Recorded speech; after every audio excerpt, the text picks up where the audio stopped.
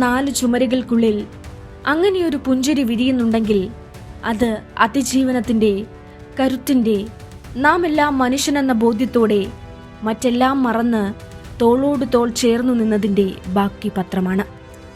സ്വന്തം ജീവനൊഴികെ എല്ലാം നഷ്ടപ്പെട്ട് ഇനി എന്തെന്നറിയാതെ അവർ പകച്ചു നിൽക്കുകയായിരുന്നു.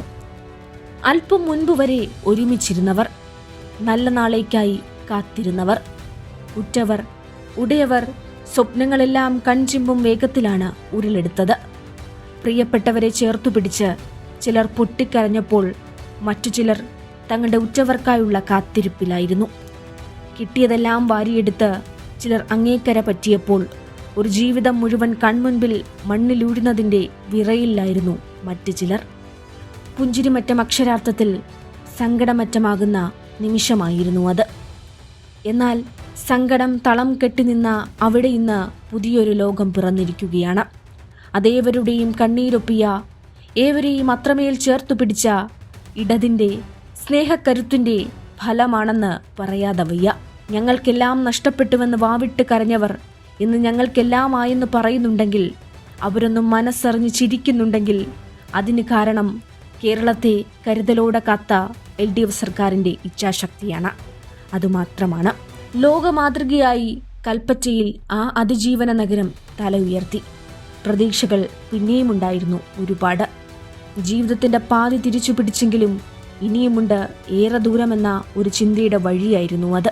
എന്നാൽ പൊടുന്നനെയാണ് ആ പ്രതീക്ഷകൾക്കുമേൽ കരിനിഴൽ വീഴ്ത്തി ആ സംഘമെത്തിയത്. പുഞ്ചിരിമറ്റത്ത് വിടർന്നു തുടങ്ങിയ പുഞ്ചിരികളെ വീണ്ടും സങ്കടമറ്റത്തേക്ക് തിരികെ അയക്കുകയാണ് വിസ്മയം കാട്ടിത്തരാമെന്ന് പറഞ്ഞ സതീശൻ സർക്കാർ. ഭരണമാറ്റം തുടങ്ങിയതു മുതൽ ആരംഭിച്ചതാണ് അവരുടെ കഷ്ടകാലം. ടൗൺഷിപ്പിന്റെ പൂർണ്ണതയെപ്പോലും തുരങ്കം വയ്ക്കുന്ന നിലപാടാണ് UDF സർക്കാർ സ്വീകരിച്ചിരിക്കുന്നത്. നിർമ്മാണ ചുമതലയുള്ള കിഫ്ബി ഉദ്യോഗസ്ഥരെ പിൻവലിച്ചു. ചീഫ് ഓപ്പറേറ്റിംഗ് ഓഫീസറെ സ്ഥലം മാറ്റി.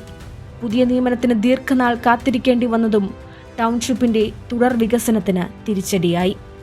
ദുരിതബാധിതർക്ക് വീട് നിർമ്മിച്ചു നൽകാനെന്ന പേരിൽ ഫണ്ട് പിരിച്ചുപറ്റിയ കോൺഗ്രസിന്റെ അതേ പാതയിൽ തന്നെയാണ് UDF സർക്കാരും മുന്നോട്ടു പോകുന്നതെന്ന് കുറച്ചുനാൾ കൊണ്ട് തന്നെ തെളിഞ്ഞതാണ്.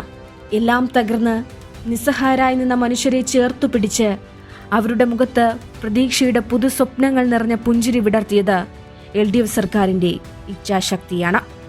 അതിൽ വിരിഞ്ഞ ഈ പുഞ്ചിരികളാണ് കേരളത്തിൻ്റെ സ്നേഹവാത്സല്യത്തിൻ്റെ പ്രതീകങ്ങൾ. Digital desk, Kairali news.